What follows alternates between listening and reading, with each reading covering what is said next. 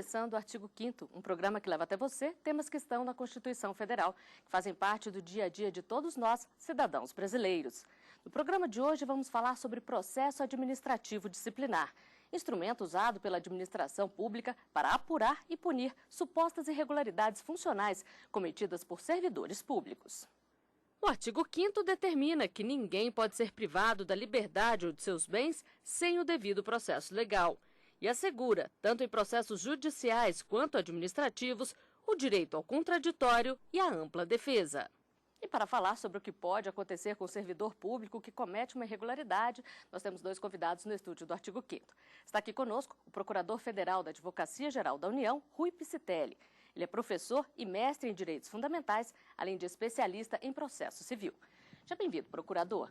Que tipo de irregularidade pode dar início a um processo administrativo disciplinar? As irregularidades, Flávia, são as mais variadas. Desde irregularidades onde a própria lei atribui uma menor sanção, a eventuais irregularidades onde a lei atribui uma maior sanção. Então, irregularidades do tipo valer-se de empregados ou de bens da repartição, fazer manifestações de apreço para seus colegas, falta de zelo e dedicação ao serviço, até irregularidades do tipo corrupção, improbidade administrativa e crimes contra a administração pública, são exemplos de irregularidades que podem ensejar o processo administrativo disciplinar. E também está aqui conosco o juiz auxiliar da Corregedoria Nacional de Justiça do CNJ, Conselho Nacional de Justiça, Ricardo Quimente. Ele é professor de Direito Constitucional e Direito Tributário. Já bem-vindo, doutor Quimente. Obrigado, Flávia. De que forma as corregedorias agem quando há uma irregularidade? Elas precisam ser provocadas? Não, elas podem agir de ofício e também agem por provocação dos interessados. Há uma polêmica hoje muito grande se as corregedorias podem agir, inclusive, em decorrência de denúncias anônimas. Durante muito tempo as denúncias anônimas foram rejeitadas. Hoje, diante das convenções internacionais, sobretudo da Convenção da ONU sobre Corrupção, temos admitido que as corregedorias atuem, mesmo quando provocadas por denúncias anônimas. Isso aumentou o número de denúncias? Aumentou porque muitas pessoas têm medo de acusar uma autoridade por medo de retaliação. Então, é perfeitamente compreensível que essa denúncia chegue sem a identificação, de maneira que hoje se admite investigações preliminares, não se toma por base apenas a denúncia anônima, mas ela serve de um indicativo a partir do qual a administração pode colher outros elementos e assim dar início a uma investigação ou mesmo a um processo disciplinar. E um dos maiores mitos quando se fala em setor público é a estabilidade. Tem muita gente se dedicando em tempo integral para conseguir uma vaga e virar servidor. E os cuidados necessários para manter a tão sonhada carreira pública são ensinados em sala de aula. Determinação. Este é um dos ingredientes que concurseiros usam em busca da tão sonhada estabilidade, e quando você começa, você só quer parar a hora que consegue. Buscando estabilidade, né, financeira, também para poder fazer uma faculdade, dar uma melhor condição para mim e para minha família. Nos últimos anos, cresceu e muito a procura pela estabilidade financeira. A carreira no serviço público se tornou o alvo mais cobiçado entre estudantes, universitários e vários profissionais. Mas para conseguir esse lugar tão desejado, é preciso muita dedicação. Desde que eu me formei, eu já venho estudando, só que assim, pesado mesmo, tem uns 2 anos. Eu busco aprovação no concurso, né, para tentar uma estabilidade maior e conseguir viver, né? Porque hoje em dia o mercado privado tá bem concorrido, né? Mas a estabilidade pode não ser para sempre. Depende do comportamento do servidor público. Se ele cometer algum erro, pode responder a um processo disciplinar e até perder o cargo. A estabilidade é um instituto que vem a proteger o servidor contra a possibilidade de uma demissão arbitrária. Nesse sentido, ele só perde o cargo em razão de um processo administrativo disciplinar, onde lhe seja ofertado contraditório, ampla defesa ou de uma sentença penal condenatória ainda assim transitada em julgado. Os alunos aprendem sobre as punições dos servidores já no começo dos cursinhos. Isto ajuda a derrubar aquele mito de que tudo pode no serviço público. Antes dele ser um servidor, ele é um cidadão, né? Então ele tem que responder por por seus atos, né? Independente de função ou órgão que trabalha. Num primeiro momento, eles acham que o cargo não é perdido de maneira nenhuma. Mas rápido, logo nos primeiros dias de aula, eles já percebem que tem uma série de sujeições, tem todos os instrumentos de controle da administração, e eles passam a perceber isso bem rápido. Aliás, eles têm que passar a perceber isso rápido, senão eles nem chegam lá, né?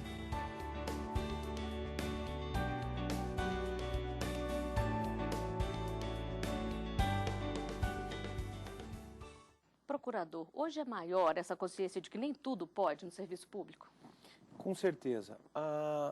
Decorrente do aumento de atividades que o Estado tem que oferecer para a população e em decorrência também dos recursos limitados do próprio Estado, isso leva a que o Estado cada vez mais tenha que fazer mais com menos recursos. Isso leva a que cada servidor tenha que produzir mais e cumprir mais os seus deveres. E a falta do cumprimento desses deveres é muito e cada vez mais sentido pela população. Aqueles servidores que aparentemente não faziam falta à administração pública, como a gente tem na história do passado, isso já não ocorre mais, porque a população necessitando de cada vez mais serviços que o Estado tenha que prestar, ela precisa a cada segundo daquele servidor na sua regular função. Daí a importância do processo administrativo disciplinar para corrigir eventualmente erros de rota que esses servidores pratiquem na administração. Doutor Quimente, a Lei 8.112, que regula o regime jurídico dos servidores, ela é clara em relação às irregularidades? Quais são as mais comuns aí? Nós temos um princípio de tipificação aberta. São apontadas irregularidades, mas não detalhes. A administração tem certa discricionariedade para verificar se naquele caso concreto, de fato, a conduta é incompatível com aquilo que se exige de alguém que presta serviço público. Procurador, e a Lei 9784, que regula os processos administrativos, ela também se aplica aos processos disciplinares? É uma lei federal aplicável exclusivamente para a União. Todavia, ela toma o cuidado de salientar que, onde haja disciplinação específica sobre o processo administrativo, seguem-se essas leis específicas de processo administrativo. Te dou um exemplo, no processo de licitação, na 8666 há um processo administrativo de licitação.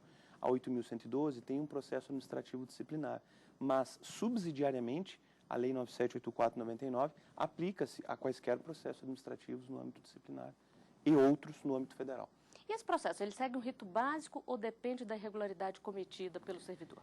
Ele basicamente segue dois procedimentos. A gente tem o procedimento da sindicância e a gente tem o procedimento do processo administrativo disciplinar estrito sensu. Conforme a tipificação inicial da irregularidade desse servidor, eu abro mão de uma sindicância ou do processo administrativo disciplinar. Sanções que poderão ser aplicadas como advertência, suspensão até 30 dias, a sindicância é o procedimento disciplinar adotado. Para condutas que haja sanção prevista de suspensão acima de 30 dias ou de demissão, o processo administrativo disciplinar estrito sensu é que é aplicado.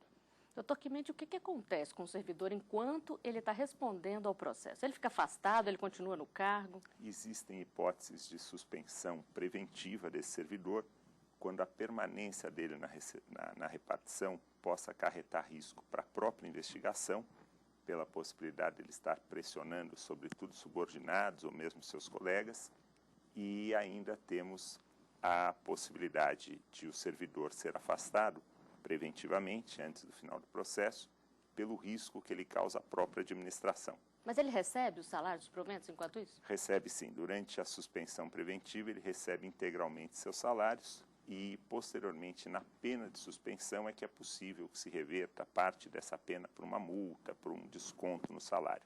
Mas durante o processo, até com base no princípio da presunção de inocência, ele deve receber integralmente seu salário.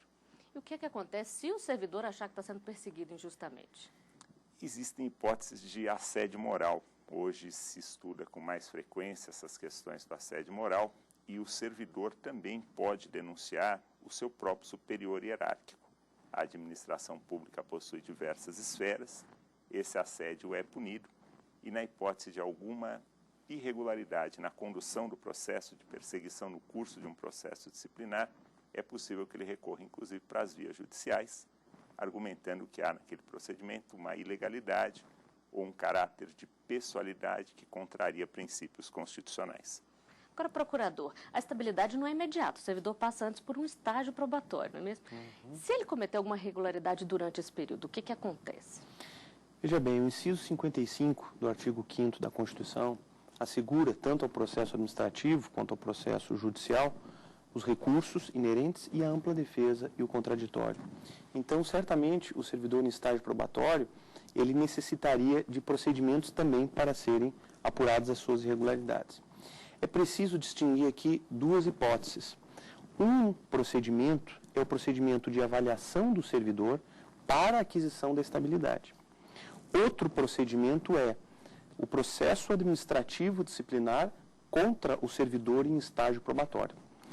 O processo de aquisição de estabilidade segue um rito de processo administrativo lato sensu. Isso não é um processo administrativo disciplinar. Agora, o servidor em estágio probatório, ele pode cometer irregularidades previstas também passíveis de apuração administrativo disciplinar. Nesses casos, ele também vai sofrer o influxo desse processo administrativo disciplinar. Mas, para a aquisição da estabilidade dele, ele não vai passar por esse processo administrativo disciplinar. É um outro processo administrativo, lato sensu, de averiguação das capacidades do servidor. Agora, enquanto está correndo um processo administrativo disciplinar, é possível, ao mesmo tempo, estar em curso um processo penal, um processo civil, ou tem que esperar? Com certeza. A regra é a independência das instâncias. A exceção é quando as instâncias se comunicam. A gente tem na Lei 8.112, por exemplo, hipóteses em que a esfera penal se comunica com a esfera administrativa. Quando o servidor for absolvido por inexistência de materialidade ou negativa de autoria, essa sentença absolutória penal vai se comunicar no processo administrativo disciplinar. Mas a regra geral é que as instâncias não se comuniquem entre si. Agora, uma condenação penal pode agravar o processo administrativo disciplinar, doutor Clemente? Pode sim. Nós podemos, inclusive, ter a sanção da perda do cargo como decorrência da própria sentença penal. Em alguns casos, em relação àqueles que têm a chamada vitaliciedade, a perda do cargo, aliás, só se dá por sentença judicial transitada em julgado. Enquanto em relação aos servidores que detêm a estabilidade, ele pode perder o cargo em razão de sentença penal condenatória ou em razão da decisão proferida no processo disciplinar. De qualquer forma, como bem disse o doutor procurador, nós temos hipóteses em que não se pode mais questionar na esfera administrativa uma decisão no âmbito penal, que é o caso justamente da negativa de autoria ou do reconhecimento da inexistência do fato.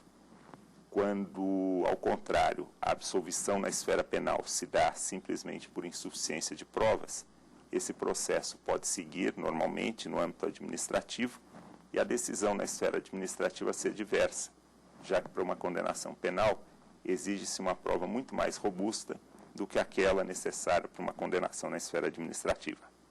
Nós vamos falar mais sobre isso no próximo bloco. O artigo 5º volta já.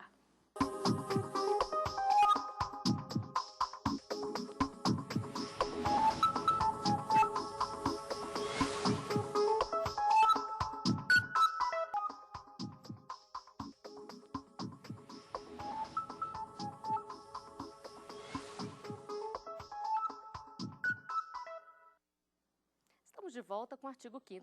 Os nossos convidados são o juiz Ricardo Clemente, da Corregedoria Nacional de Justiça, do CNJ, e o procurador Rui Piscitelli, da Advocacia Geral da União. No programa de hoje estamos falando sobre processo administrativo disciplinar. Em maio de 2008, o Supremo Tribunal Federal editou a súmula vinculante número 5 e pacificou o entendimento de que a falta de defesa técnica no processo administrativo disciplinar feita por advogado não é ilegal. Com a decisão, o STF evitou que cerca de 1.700 processos, que resultaram na expulsão de servidores, pudessem ser anulados. E dados da Controladoria Geral da União mostram que entre 2003 e 2011, mais de 3.500 pessoas perderam o cargo na administração pública federal. Procurador, os dados mostram que esse número cresce a cada ano. A punição é que está mais efetiva ou as irregularidades estão aumentando? Tanto a administração quanto a sociedade, em face da necessidade desses serviços cada vez mais serem prestados à população com o menor custo possível, passam a exigir cada vez mais. Então, eu lhe digo o seguinte, a administração pública, ela mudou o seu perfil, né? Cada vez mais, todos os servidores são indispensáveis e qualquer deslize na conduta de cada servidor prejudica o todo. Tanto a administração pública quanto a sociedade cada vez exigem mais do seu servidor, o que redunda em cada vez mais o instrumento do processo administrativo disciplinar ser aplicado para que o Estado volte a, com aqueles recursos limitados de servidor que ele tem, possa atender a todas as necessidades da população. Doutor Quimente, a falta de defesa técnica que o STF editou na súmula vinculante não significa falta de defesa, né? Mesmo a Constituição garante aí o contraditório e a ampla defesa. Exatamente. O que se fez por meio da súmula vinculante número 5 foi estabelecer que a defesa por meio do advogado, ela é facultativa. Há que se abrir, há que se garantir sempre o direito de defesa para aquele servidor, que esse direito de defesa seja exercido de maneira ampla, mas não se impõe a defesa por meio do advogado. E o doutor procurador bem mencionou que hoje um servidor público que peque dentro da sua atividade, ele acaba manchando a imagem de todo o serviço. Fica aquela impressão na sociedade que o serviço público é corrupto, quando na verdade a corrupção envolve um número mínimo de pessoas e hoje a população se vê encorajada a fazer essas denúncias. Creio eu que estamos seguindo no caminho certo, inclusive em relação à súmula, fazendo com que a pessoa possa apresentar a sua própria defesa. E em alguns estatutos admite-se até mesmo que um terceiro seja rolado para auxiliar nessa defesa quando não advogado, diante de alguns conhecimentos específicos que são desenvolvidos nesses processos dentro da repartição, um conhecimento do serviço em si. Um especialista no serviço, ele funcionaria quase como um perito. E, de qualquer forma, isso é questionado no âmbito da OAB, quando se estabelece que a defesa, quando feita por técnico, esse técnico tem que ser um advogado. O fato é que hoje ela é facultativa, a presença do advogado é facultativa. E se a legalidade do processo for ferida, aí o judiciário é acionado? É sim. Nós temos dentro dos atos administrativos, existe um limite de discricionariedade da administração, mas esse limite ele não se aplica, por exemplo, à competência ou à finalidade. Se percebermos aí um desvio de finalidade, o judiciário pode ser acionado. Quando percebemos que há, com relação à forma, algum desvio essencial, em que pese o informalismo que predomina nos procedimentos administrativos, algumas fases são de observância necessária, sobretudo as fases defensivas, os prazos defensivos. Quando isso é violado, é possível sim que se acione o judiciário. O judiciário só atua com muitas reservas quando se discute o mérito da punição administrativa. Salvo casos de evidente abuso, o judiciário não entra no mérito dessa decisão. Agora, em relação à competência, em relação à finalidade, em relação à forma, nós temos uma atuação mais ampla, sim, até em preservação do princípio da legalidade. Muitos processos são questionados, procurador? Cada vez mais as pessoas e os servidores são conscientes dos seus direitos. Para chegar num cargo público hoje é exigido muito trabalho, muita dedicação. O servidor com certeza admite cada vez menos que o processo administrativo disciplinar tenha falhas. Eu vejo que o crescimento das demandas judiciais em face de processos administrativos disciplinares se dá justamente em relação ao crescimento da cidadania do próprio servidor enquanto cidadão. Aí cabe à administração treinar cada vez mais os seus servidores que atuam nessa área da persecução administrativo-disciplinar, a fim de não deixar que aconteçam falhas que possam levar a uma anulação do processo judicial. E nas ruas as pessoas falam sobre a importância de punir quem comete irregularidades. A equipe do artigo 5º foi conferir as opiniões. Os direitos não é igual? Só porque ele é servidor público não pode responder? Tem que sim. Se ele fez um concurso, ele está capacitado, né? Então, se ele comete um erro, ele sabe o erro que ele está cometendo. Acho que todos nós temos direitos iguais, não tem que ser diferente. A gente pode perder o cargo do mesmo jeito. Eu acho que a estabilidade dá para a gente autonomia, para poder trabalhar sem ter que correr o risco de ser corrompido ou coisa assim. Mas o fato de a gente ter estabilidade não quer dizer que a gente não possa perder o emprego. Tem que perder mesmo. Ele está lá é para cumprir a obrigação dele, não para favorecer ele, né? Vai uma pessoa desacatar um servidor público. Acho que assim, ele devia ter uma punição séria também. Tanto para desrespeito, falta de trabalho, tudo. Ser um trabalho comum igual para todo mundo. Doutor Quimente, o Código Penal prevê que é crime o desacato ao funcionário público. Mas e quando acontece o contrário, como disse aí o entrevistado? Nós vivenciamos nessa matéria situações muito interessantes. É importante que a sociedade tenha em mente que a estabilidade do servidor é uma prerrogativa da própria sociedade. Não é propriamente um privilégio pessoal, tanto que o servidor que pratica um abuso ele pode ser punido, inclusive com a pena de demissão. Bem disse um servidor que essa estabilidade é necessária para que o servidor tenha autonomia, mas não para que ele seja arbitrário. Da mesma forma que em relação ao cidadão se impõe aí a tipificação do crime de desacato em relação a servidor público, aliás, nessa futura reforma do Código Penal, se estabelece a possibilidade de exclusão desse tipo penal do desacato. Aquele servidor que age em contrariedade com os regramentos jurídicos, ele também pode responder, inclusive por abuso de autoridade, pode responder não só no aspecto administrativo, como no aspecto criminal. Procurador, e o que uma pessoa que tem uma denúncia de irregularidade pode fazer? O cidadão comum pode denunciar, né? Pode e deve fiscalizar cada vez mais a administração pública. Os órgãos de controle, a Controladoria Geral da União, a Advocacia Geral da União, além da própria repartição em que aquele servidor atua, através das ouvidorias, tem cada vez mais colhido denúncias dos cidadãos em face de irregularidades de servidores. Agora, o servidor que ele é punido, ele pode recorrer nesse processo ou o próprio administrador pode recorrer se achar que a punição foi insuficiente?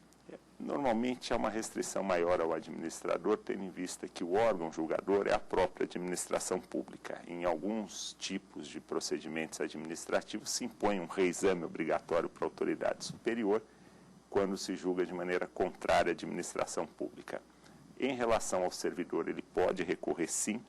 Normalmente essa punição é aplicada por um organismo de primeiro grau, ainda que seja um colegiado. Ele tem sim as suas esferas recursais. E, em último caso, é possível ao servidor recorrer para o próprio Poder Judiciário, e isso é comum, questionando aquela punição ou questionando o procedimento utilizado para chegar até aquela punição. Temos ainda a hipótese que envolve o cidadão, aquele que vê a sua representação arquivada. Recentemente, o Supremo Tribunal Federal, analisando a Resolução 135 do CNJ, entendeu que tanto o representante quanto o representado, eles podem sim recorrer de uma decisão que lhe seja desfavorável. Em relação ao representante, isso é um pouco mais complexo, porque a partir do momento que uma denúncia é feita, esse expediente passa a correr no interesse da própria administração e não mais no interesse de um único particular. Mas ainda assim não se pode excluir a possibilidade de um denunciante apresentar uma situação que lhe permita apresentar esse recurso. Agora, o processo administrativo disciplinar, ele tem prazo para correr ou demora muito? O processo administrativo disciplinar há um prazo para a sindicância, que pode ser prorrogado motivadamente, e há um prazo previamente estabelecido, que normalmente, em alguns casos, no nosso caso, no CNJ, é de 140 dias, em várias legislações, isso depende da legislação específica de cada unidade da federação ou da União, e esse prazo de 140 dias também, motivadamente, ele pode ser prorrogado. Por vezes essa prorrogação é necessária, não como uma forma de privilégio, mas sim como uma maneira de aprofundarmos as próprias investigações. Procurador, o PAD hoje, do jeito que está bom ou precisa melhorar? Eu penso que melhorias podem ser feitas, até para legitimar as decisões tomadas no processo administrativo disciplinar, a fim de que o Poder Judiciário não tenha de eventualmente anular algumas decisões dessas. Algumas mudanças, alguns aperfeiçoamentos eu acho que podem ocorrer. Por exemplo, a gente tem que ter comissões especializadas para tanto processarem, fazer as comissões administrativas disciplinares, quanto para fazer juízos prévios de admissibilidade e juízos antes de a autoridade julgar efetivamente, dar um suporte para essas autoridades. A gente tem que ter comissões específicas e com mandato, para a gente evitar o que se denomina na doutrina de comissões sob encomenda. Porque a própria autoridade, hoje, ela tem o poder de indicar livremente servidores para comporem uma comissão processante. Eu penso que isso não poderia ser assim. A pessoa deveria saber qual o colegiado que julgaria isso, ou que apresentaria o relatório para o julgamento da autoridade, até para não ficar parcial a indicação do membro da comissão processante em relação a determinado fato. A gente tem que ter mais condições para que as pessoas que trabalham nas comissões, como treinamento, como tempo de dedicação exclusiva, possam atuar para melhorar a qualidade desse processo administrativo disciplinar. E para o senhor, juiz, o que precisa melhorar?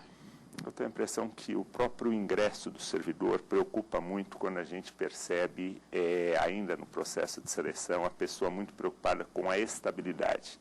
É legítima essa preocupação, mas é importante que alguém que ingresse no serviço público tenha uma consciência bastante clara de que ele vai prestar um serviço para o público, das suas responsabilidades, do que ele representa no Estado, porque ele tem uma função no Estado, e não apenas que ele pense no seu próprio benefício, né?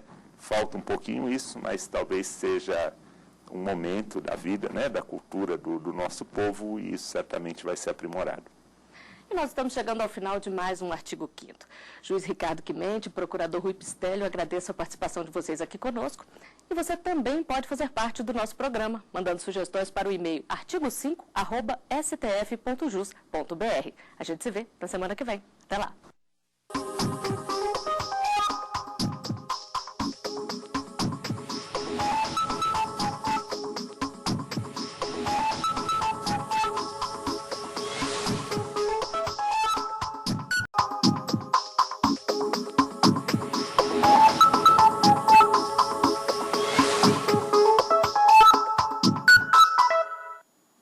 Começando o Artigo 5º, um programa que leva até você temas que estão na Constituição Federal, que fazem parte do dia a dia de todos nós, cidadãos brasileiros. No programa de hoje vamos falar sobre justiça restaurativa. O Artigo 5º determina que ninguém pode ser obrigado a fazer ou deixar de fazer algo a não ser em virtude de lei. Diz ainda que não pode ser excluída da apreciação do judiciário lesão ou ameaça a direito. E assegura quem entra com processo judicial ou administrativo e aos acusados o direito ao contraditório e à ampla defesa. Mas a justiça restaurativa vai além, busca compensar de forma material e moral a vítima. Para falar sobre como esse encontro se dá, nós temos dois convidados no estúdio do Artigo 5º. Está aqui conosco o juiz Aziel Henrique, do Tribunal de Justiça do Distrito Federal e Territórios. Ele atua no Juizado Cível e Criminal do Núcleo Bandeirante e coordena o projeto de Justiça Restaurativa desde 2006. Seja bem-vindo, juiz. O que é a Justiça Restaurativa? Bom, para a gente definir Justiça Restaurativa, a gente tem que partir do comparativo dela com o modelo de justiça criminal tradicional, que é, assim, denominado de justiça retributiva ou modelo retributivo de justiça criminal. O modelo retributivo, ele supõe a resposta ao crime, a resposta ao mal, com outro mal que se devolve ao ofensor. E a justiça restaurativa, ela parte de outro pressuposto. O pressuposto de que essa resposta ao crime, porque o crime provoca danos na pessoa e nas comunidades, essa resposta deva ser formulada sob a forma de resolução, de reparação, de restauração daquelas relações feridas em virtude do crime. E também está aqui conosco a psicóloga Helena Maria Costa, do TJDF. Especialista em terapia familiar, ela exerce a atividade de mediadora de conflitos desde 2005 e é supervisora substituta do Centro Judiciário de Solução de Conflitos e de Cidadania do Programa Justiça Restaurativa.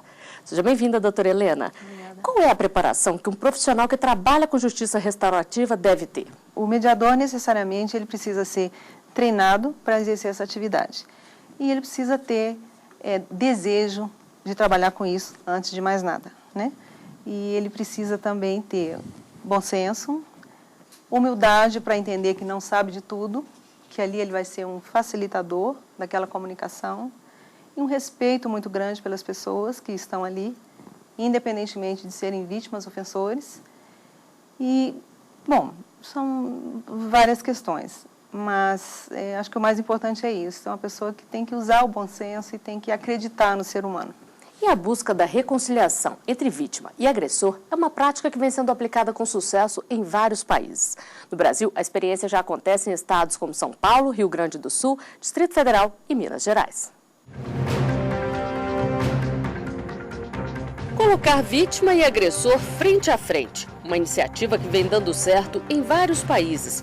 Estimulada pela Organização das Nações Unidas, a Justiça Restaurativa busca reconciliar as pessoas envolvidas no processo e reparar os danos provocados. Eles botam ali para conversar, dar conceito para um lado, um conceito para o outro, e a gente vai chegando e vê que não é nada daquilo, aquela briga toda por nada. Desde 2005, pessoas como o seu José estão sendo beneficiadas pelo programa desenvolvido neste fórum em Brasília. A participação é voluntária. A sessão acontece com a presença de psicólogos e assistentes sociais. Os familiares de vítimas e agressores também são bem-vindos. Nós estamos pensando em juntar todos aqueles envolvidos, aqueles interessados, incluindo aí a própria comunidade, para juntos atuar em busca de uma resposta que realmente restaure essas relações. Esta desembargadora de Minas Gerais, onde a Justiça Restaurativa também atua, explica que uma grande vantagem é a diminuição da reincidência criminal. É um índice mínimo de reincidência, porque a solução é construída pela própria pessoa. E quando ela é chamada a construir uma solução, ela cumpre aquilo que ela participou da construção.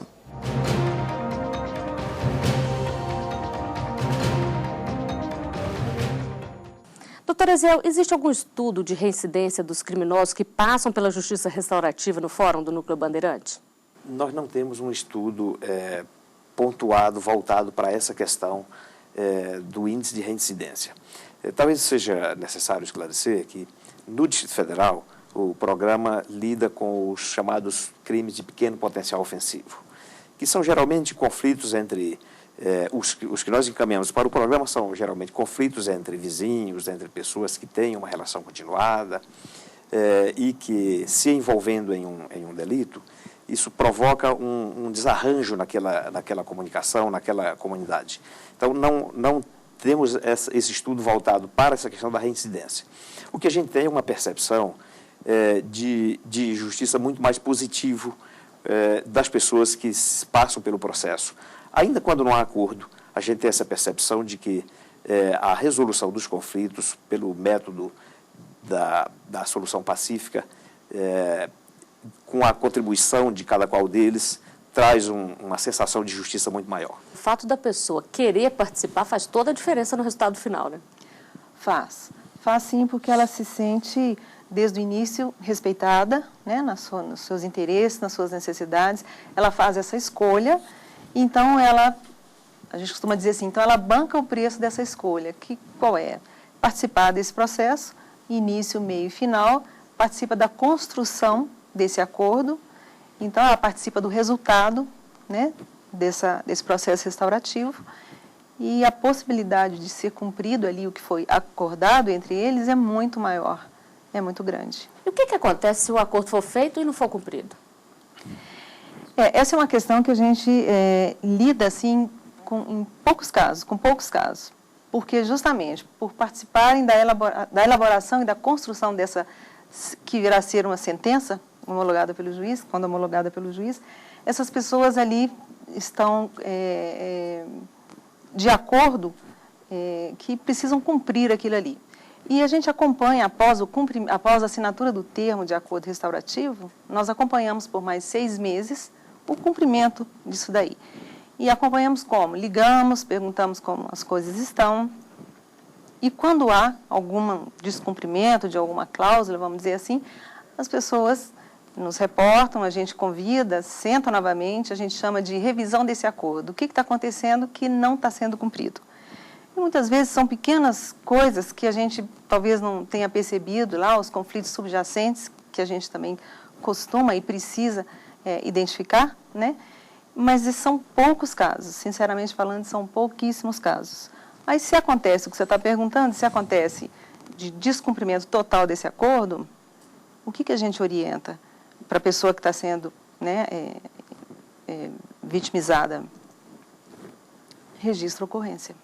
Juiz, como é que a Justiça Restaurativa é acionada? Os próprios envolvidos é que tem que procurar o judiciário? Bom, quando a gente fala de Justiça Restaurativa, nós estamos falando de processo criminal, nós estamos falando de crime. E os crimes, o início do procedimento de apuração e de persecução e de punição, ele se dá pelos canais oficiais, né?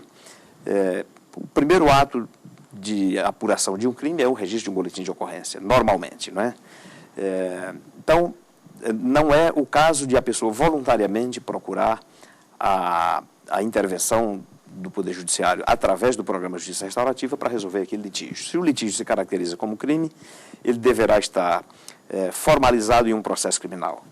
Então, a partir da formalização no processo criminal é que ele será encaminhado, e a partir da percepção dos operadores do direito de que aquele é um caso que recomenda uma intervenção restaurativa, é que ele será encaminhado com a sugestão às partes de que participem, e então aí é que vai começar o envolvimento com a equipe técnica que vai então conduzir o processo. Doutora Helena, e para as vítimas é um passo muito grande aceitar esse encontro com o agressor, não é mesmo? Então, essas pessoas, elas são preparadas, né? A gente faz o acolhimento dessas pessoas separadamente, que a gente chama de encontros privados, e ali nós vamos explicar como funciona esse programa, né? O que se espera no decorrer desse processo restaurativo, e depois disso tudo, elas vão decidir, depois dessa apresentação, elas vão decidir se querem ou não. Na verdade, a gente tem uma técnica de empoderamento dessas pessoas, tanto de vítima quanto de ofensor, porque não é fácil, depois de um conflito, estarem ali. Colocar os dois juntos e sair tudo bem. Mas para se encontrarem ali, eles estão preparados em sessões privadas, às vezes numa média de 2 sessões privadas para cada um, para um encontro conjunto. Nesse encontro conjunto, a gente chama, então, de encontro restaurativo.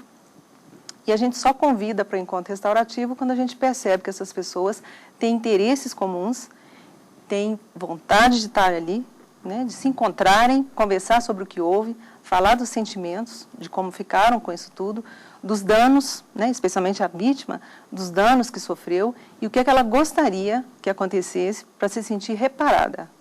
E é nesse sentido que nós vamos trabalhando. Mas a qualquer momento também, se ela quiser, vítima ou ofensor, pode desistir.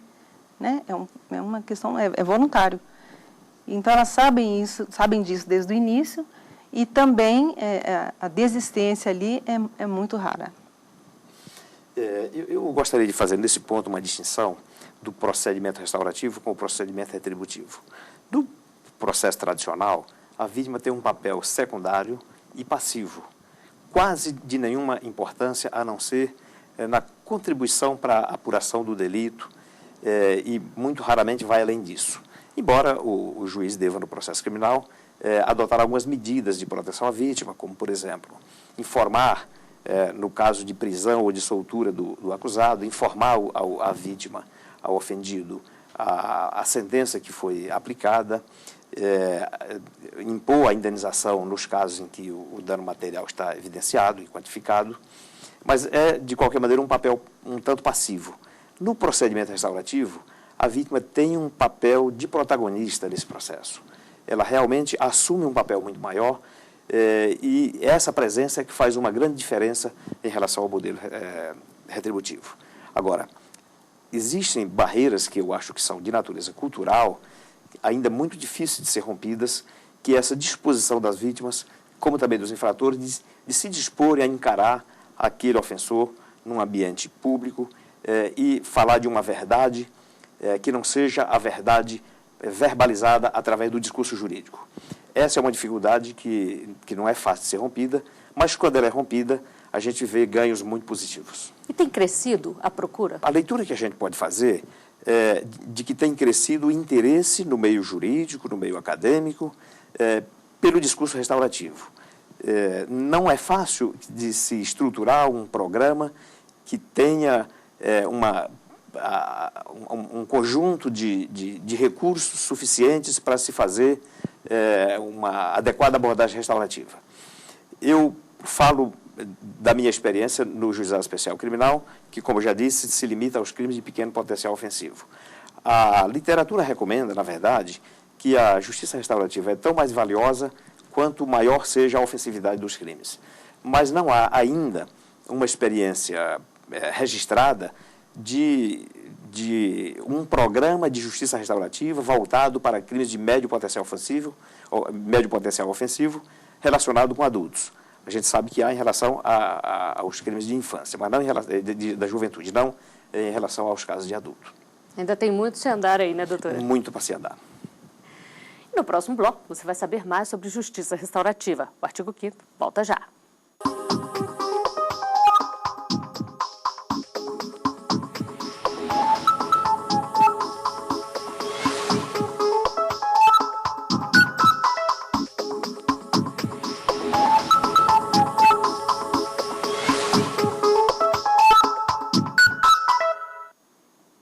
volta com o artigo 5º.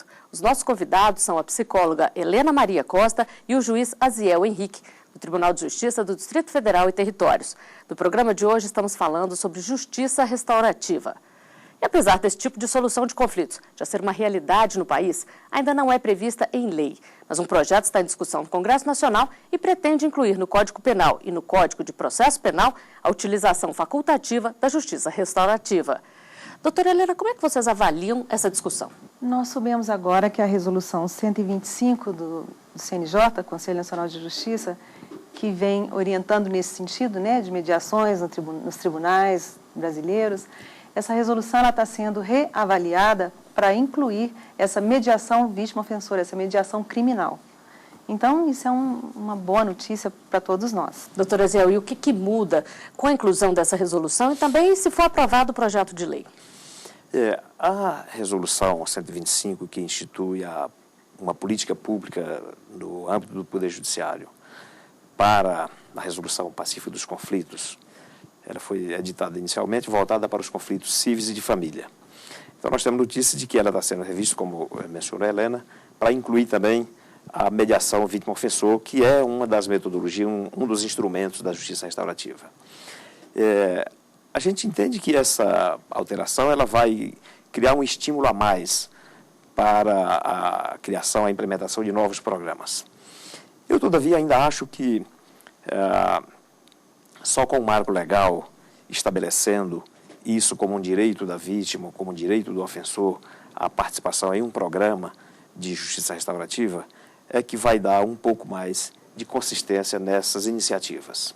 E eu digo isso porque há casos em que o sistema de justiça criminal, conforme ele está modelado hoje, ele não permite todos os recursos para que as pessoas possam fazer esse encontro. Depende muito da disposição dos operadores do direito, numa questão que é essencialmente marcada pelos princípios da legalidade. Hoje a ONU ela recomenda a justiça restaurativa, mas isso é obrigatório nos países membros ou não? Não, a ONU desde o ano de 99 ela vem emitindo resoluções recomendando a adoção de práticas restaurativas. A última resolução de que eu tenho notícia, que foi uma resolução bastante ampla, é a de 2002, a resolução número 12 de 2002. Ela volta a recomendar aos países que adotem práticas restaurativas, exorta os países que instituam práticas restaurativas, que instituam leis facultando as partes, isso no contexto de uma preocupação especialmente com as vítimas. Uma preocupação que, como eu já mencionei anteriormente, traz essa diferença entre o modelo restaurativo e o modelo retributivo, de dar um valor, de dar um papel à vítima no processo criminal. Mas não é uma obrigação, naturalmente, é uma recomendação aos países que assim o façam. E o que pensam as pessoas nas ruas sobre a possibilidade de encontro entre vítima e agressor? A equipe do artigo 5º foi conferir as opiniões. A gente tem que perdoar o próximo, né? Mesmo que, dependendo da ofensa, a gente tem que aprender a perdoar. Depende de qual crime, eu acho. Porque, dependendo da gravidade, eu aceitaria. Dependendo, talvez não. Por a pena, eu acho que já basta, já. Não precisa pedir perdão pra mim, nem recompensa, não.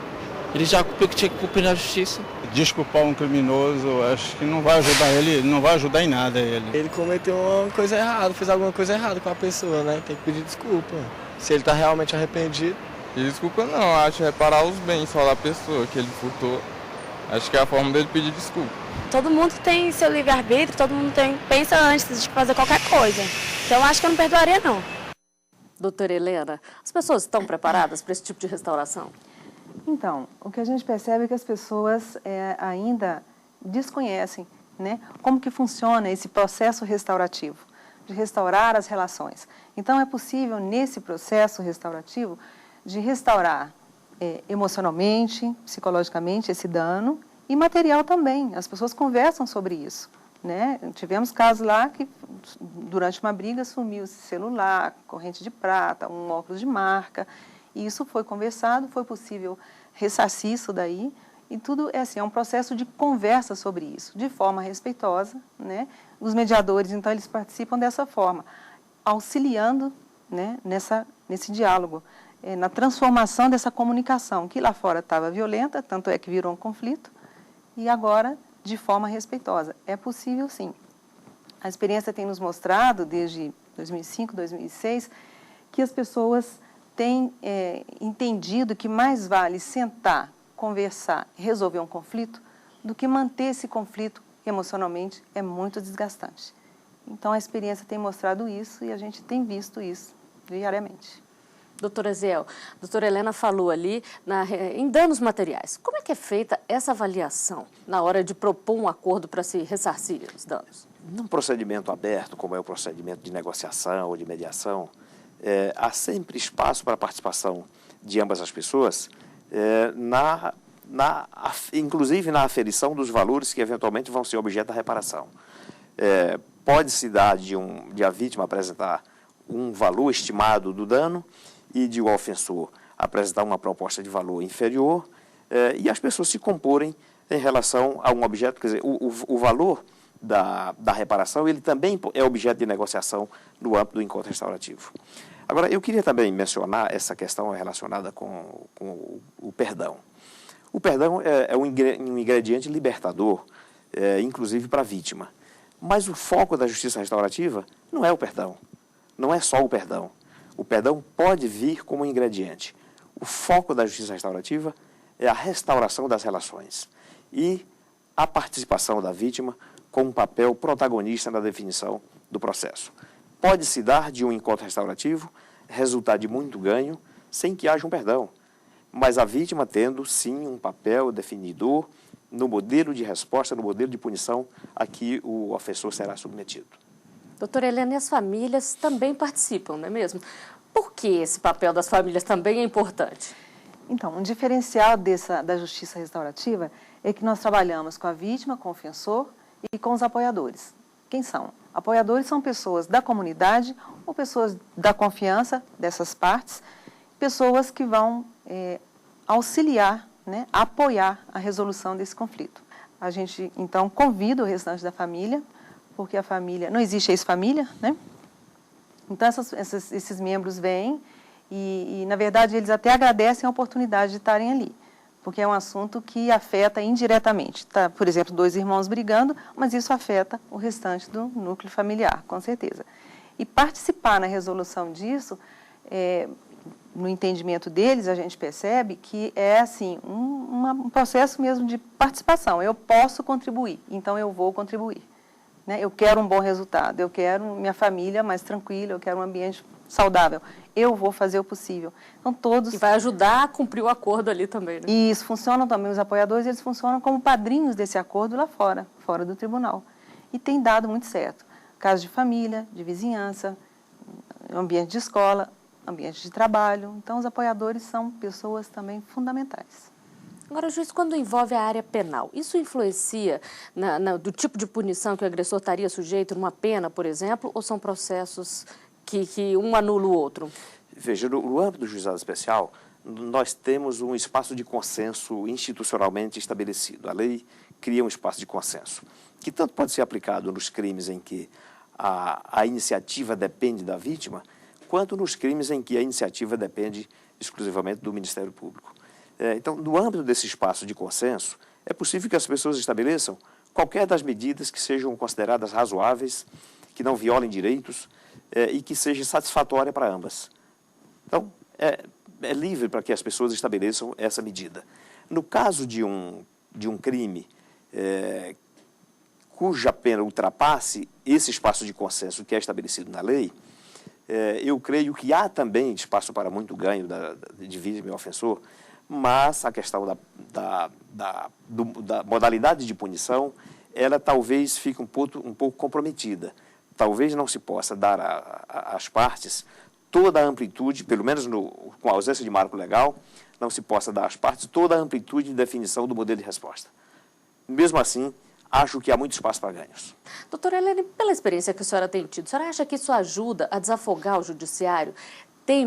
Os casos são resolvidos lá e acabam não se tornando brigas maiores que dependessem de mais tempo? Na medida em que as pessoas saiam dali, desse processo restaurativo, satisfeitas, né, com o resultado ali obtido, com esse acordo de uma convivência respeitosa daí para frente. certamente, e como a gente acompanha por 6 meses, essa reincidência é muito pequena, né, e as pessoas saem satisfeitas e ainda mais, elas compreendem e às vezes até aprendem, internalizam mesmo essa outra maneira de resolução de conflitos, de forma pacífica. Então isso, para a vida delas, daí para frente, com certeza também ajudará. Doutora Ziel, é feita alguma troca de experiência entre outros países e o que é feito aqui no Brasil? Não, o que se tem feito é sempre buscar informações na literatura sobre o que tem acontecido em outros países. Mas essa troca de experiência, embora seja uma recomendação da ONU, de que os países membros estabeleçam mecanismos, não só de troca de experiência, como também de estímulo a que outros países adotem também modelos restaurativos. O que precisa ser feito aí para poder avançar ainda mais esse modelo de justiça restaurativa? Eu penso que esse deva ser um processo cauteloso mesmo. Eu acho que existem muitos paradigmas a serem quebrados, paradigmas culturais.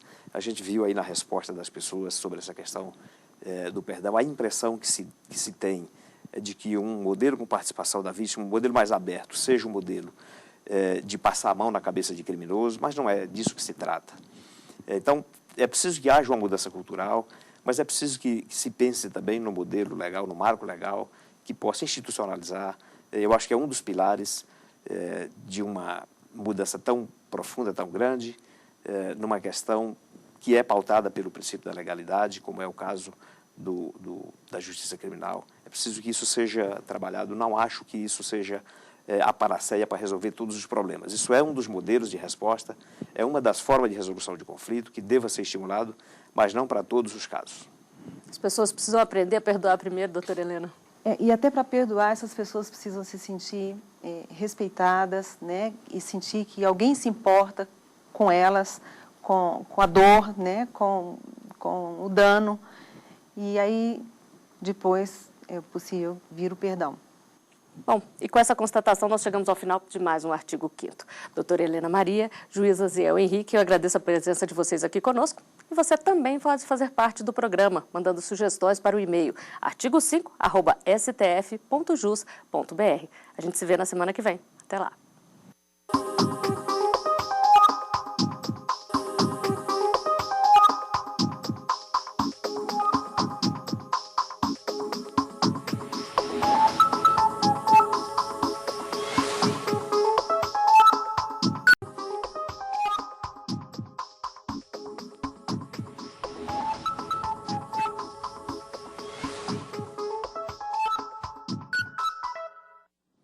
Está começando o Artigo 5º, um programa que leva até você temas que estão na Constituição Federal e que fazem parte do dia a dia de todos nós cidadãos brasileiros. No programa de hoje vamos falar sobre sociedade empresarial. O artigo 5º determina que é livre a associação para fins lícitos, sendo vedada a de caráter paramilitar. Diz ainda que a criação de associações deve obedecer à lei, mas independe de autorização e que o Estado não pode interferir em seu funcionamento. Determina também que as associações só podem ser compulsoriamente dissolvidas ou ter suas atividades suspensas por decisão judicial. E para falar sobre os tipos de sociedade, nós temos aqui 2 convidados no estúdio do Artigo 5º. Está aqui conosco o Walter Moura, especialista em Direito Civil. Tudo bem, Walter? Inicialmente, até para a gente entender melhor as situações, qual a diferença entre o direito comercial e o empresarial? Os dois estão atuantes ou não? Houve uma mudança de designação por força do Código Civil de 2002, que foi responsável pela chamada unificação das obrigações. Nós tínhamos classicamente as atividades de comércio como atividades especiais daquelas atividades civis, que são, nós temos o direito entre iguais, os cidadãos, aplica-se o Código Civil. E quando você incluiu um ato de comércio, de mercancia, você sempre aplicou o Código Comercial, que, aliás, no ordenamento brasileiro é um código bastante antigo que não foi revogado inteiramente. Então, ainda existe o Código Comercial, por exemplo, para reger relações marítimas, de comércio marítimo e outros tipos de obrigações. Com o Código de 2002, houve a unificação das obrigações e o direito de empresa, agora sob uma designação mais moderna, e é claro que aí está o direito comercial albergado, passou a ser tratado num código único, junto com o direito civil. Ainda existe, então, uma confusão entre direito comercial e empresarial, mas o que foi feito a partir de 2002 foi a unificação das obrigações e se entende que o direito comercial está sendo disciplinado no Código Civil pelo chamado direito de empresa. Uhum. Também está aqui conosco Kleber Pires, diretor-presidente da Associação Comercial do Distrito Federal. Doutor Kleber, também seja muito bem-vindo. Qual é o passo para se formar uma empresa hoje no Brasil? O primeiro passo é a constituição do contrato social, registro na junta comercial, que naturalmente obtém-se o CNPJ, a inscrição estadual, e aí a empresa passa a estar apta a entrar em exercício. Muitas vezes comenta que é muito difícil abrir uma empresa e também, em alguns casos, até cito que é mais difícil ainda encerrar. Qual o tempo, em média? Em Brasília chegou a 70 dias. Hoje se obtém uma documentação em torno de 8 a 10 dias. Então houve grandes transformações na junta comercial do Distrito Federal. Isso graças ao incentivo do SEBRAE, da Secretaria da Micro e Pequena Empresa, que foi criado recentemente. Isso facilita muito a vida do empresário. Montar a própria empresa é o sonho de muita gente, mas nem todos querem ter um sócio no negócio. Uma lei de 2011 tem facilitado a vida dos empreendedores. Conhecida como Lei Eireli, a lei permite a criação da empresa individual de responsabilidade limitada.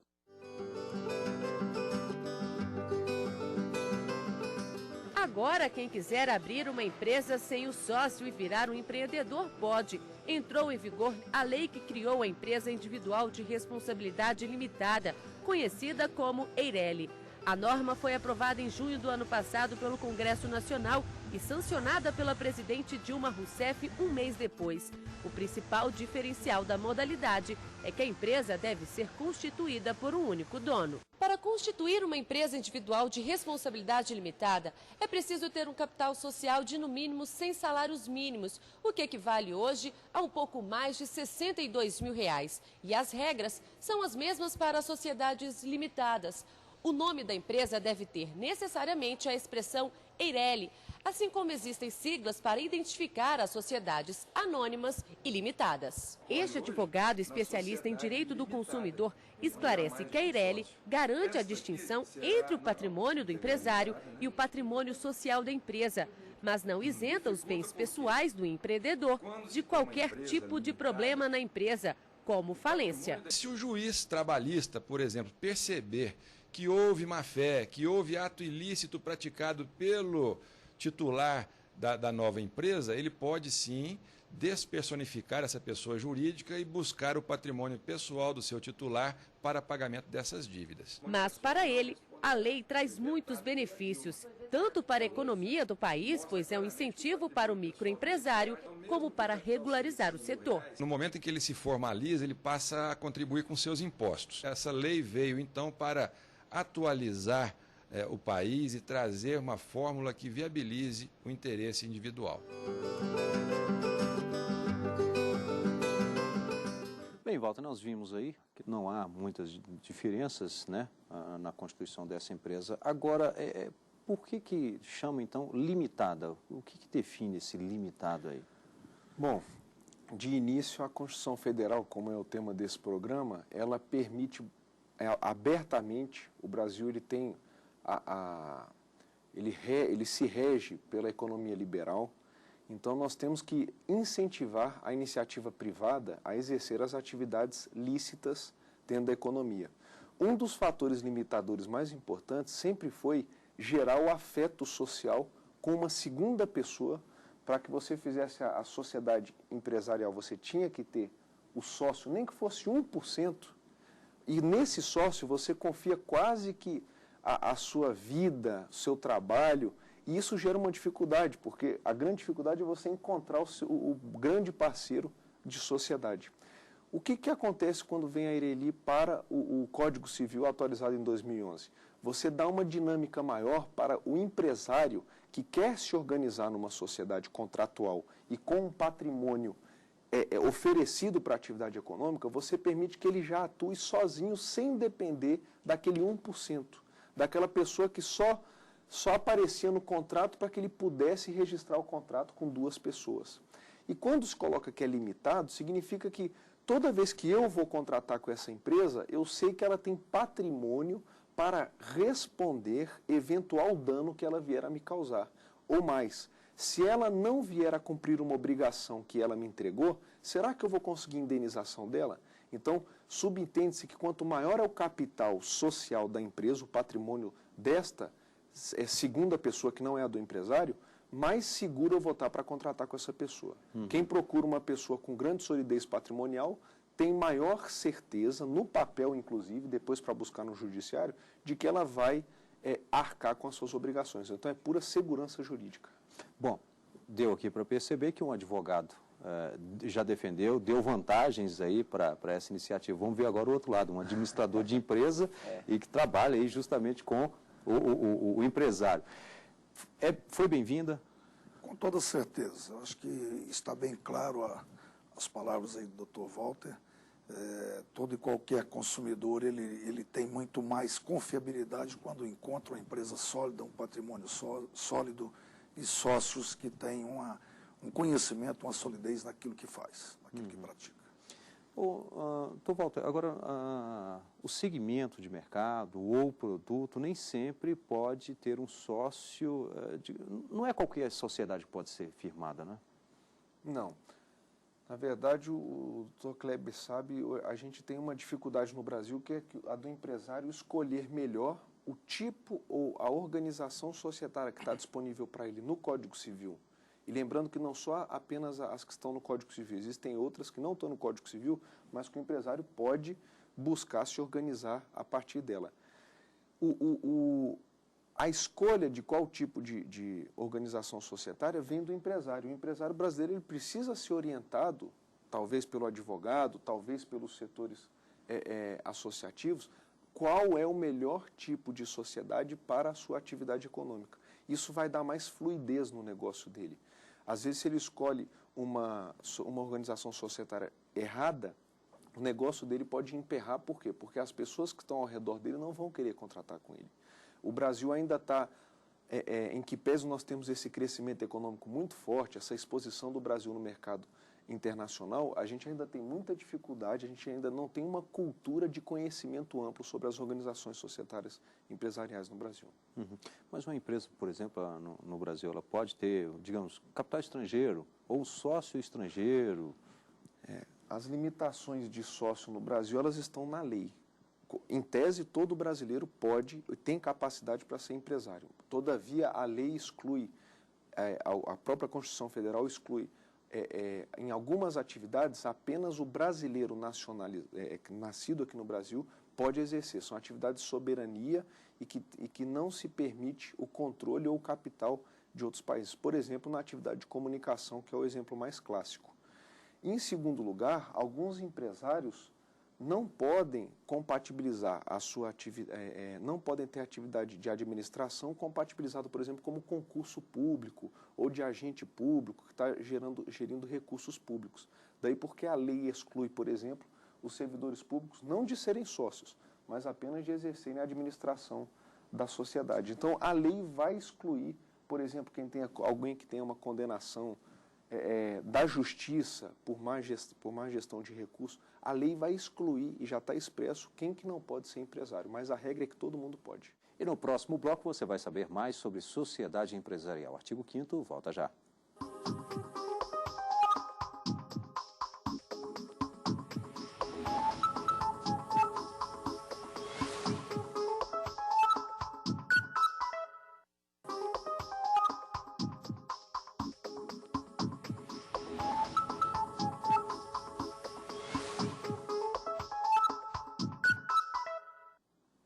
Estamos de volta com o artigo 5º. Os nossos convidados são Walter Moura, advogado especialista em Direito Civil, e Kleber Pires, diretor-presidente da Associação Comercial do Distrito Federal.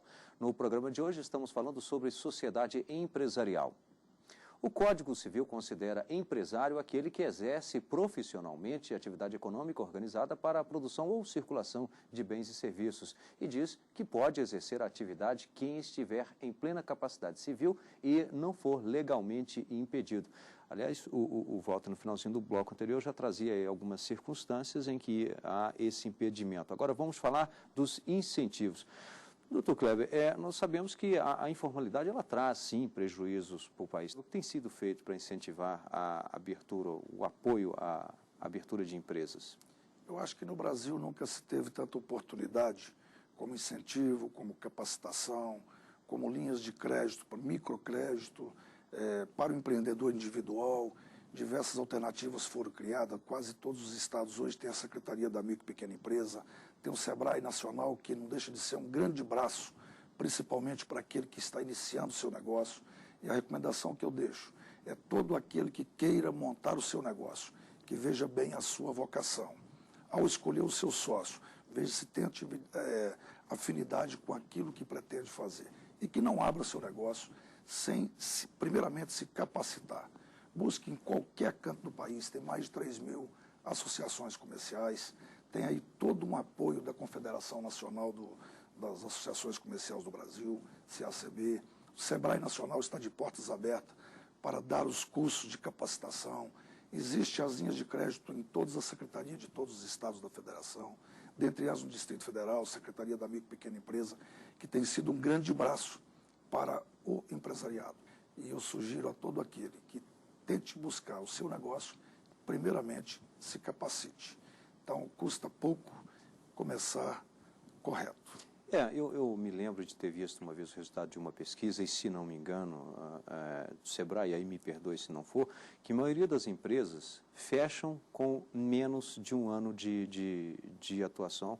Algo que o senhor acredita aí, justamente essa falta de capacitação? Eu acho que única e exclusivamente a falta, talvez, da capacitação, de planejamento, de vocação para aquilo que você pretende estabelecer.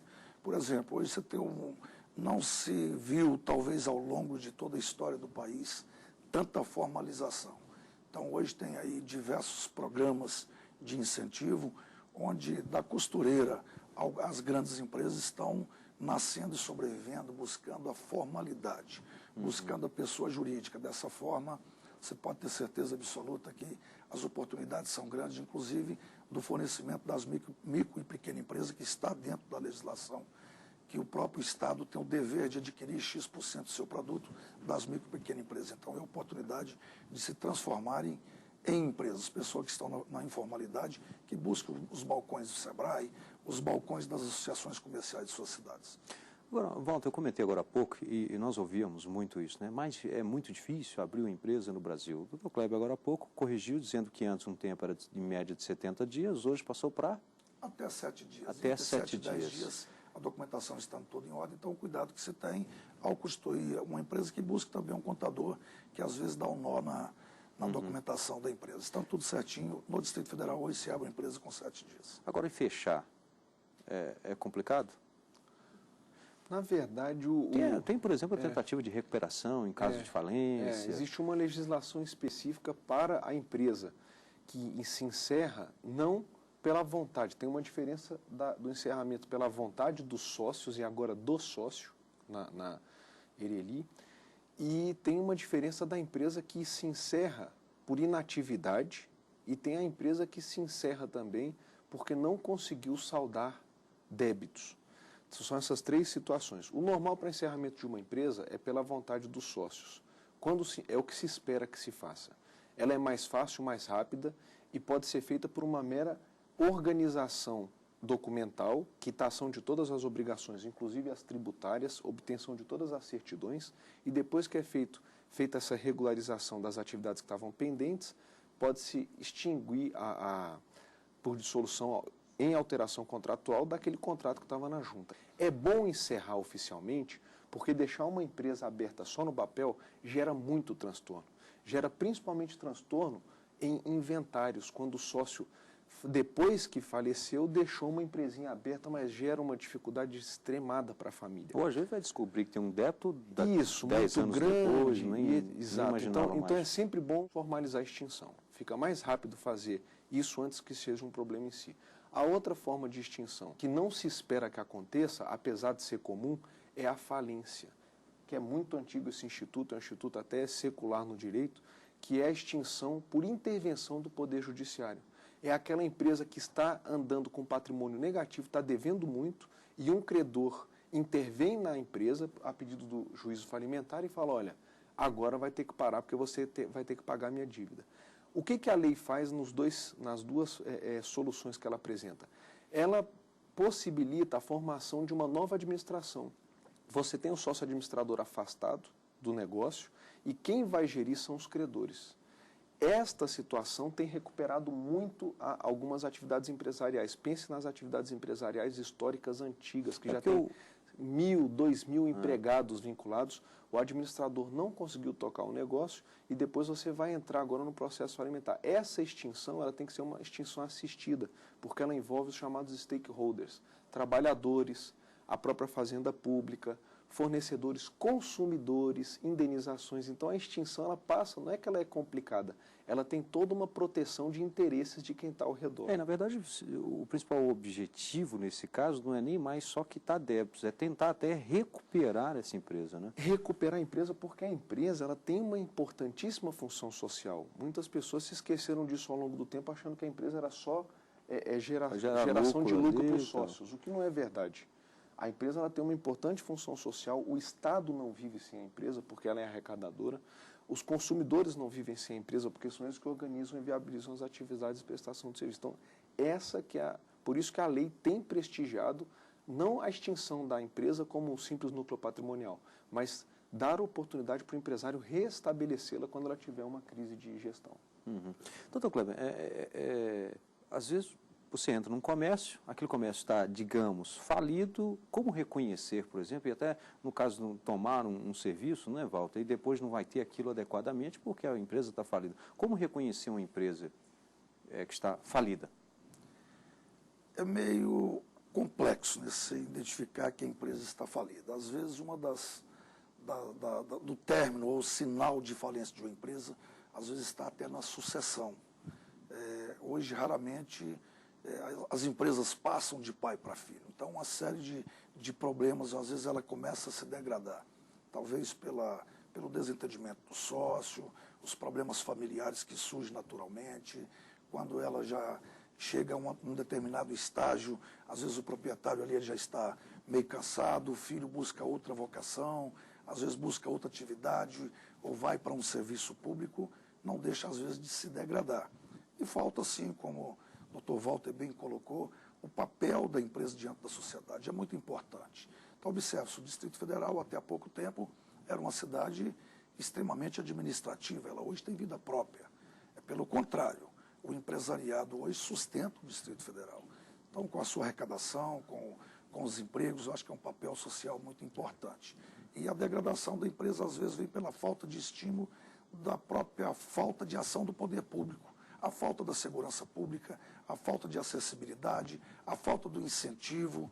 Então, tem uma série de coisas. A carga tributária que massacra hoje o empresariado brasileiro.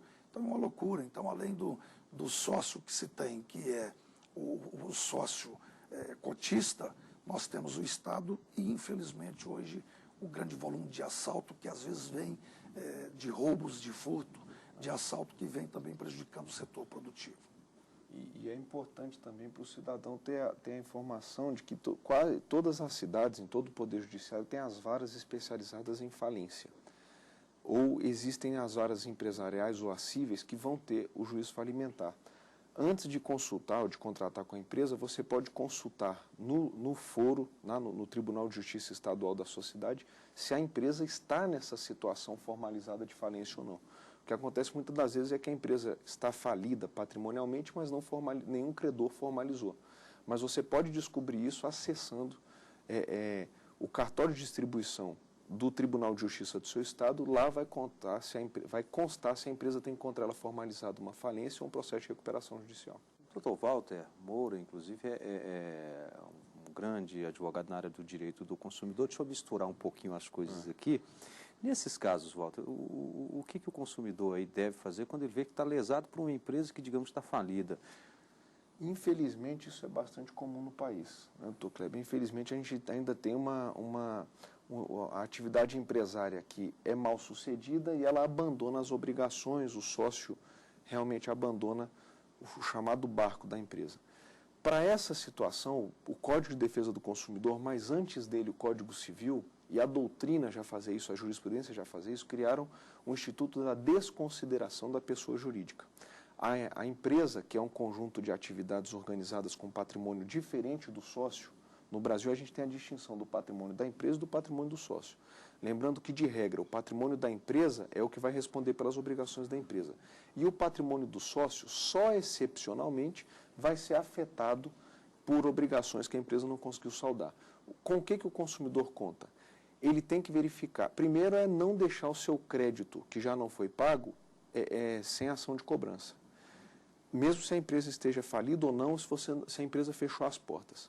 Você tem que ajuizar a sua ação para buscar seu crédito. Em segundo lugar, se há o juízo de falência, a diferença é que ele vai entrar numa fila, ele vai ser organizado num quadro de credores e aquele crédito dele vai concorrer com débitos trabalhistas, débitos fazendários e outros débitos de outra natureza. Vai se buscar, primeiro, arrecadar o patrimônio da empresa, a sede, os carros, os computadores, os bens móveis e imóveis, e até os ativos, né, financeiros. Depois disso, se não encontrar patrimônio suficiente, desconsidera essa pessoa jurídica e vai atrás dos bens do sócio.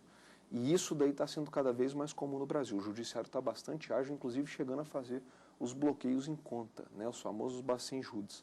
Então, o consumidor ele tem aumentado sua margem de segurança. Bem, e nós estamos chegando ao final de mais um Artigo 5º. Eu quero aqui agradecer a presença do Walter Moura, advogado especialista em Direito Civil, bem como também do Dr. Kleber Pires, diretor-presidente da Associação Comercial do Distrito Federal. E você pode também participar do programa. Basta mandar aí a sua mensagem para o endereço eletrônico artigo5@stf.jus.br. E a gente volta na semana que vem. Até lá.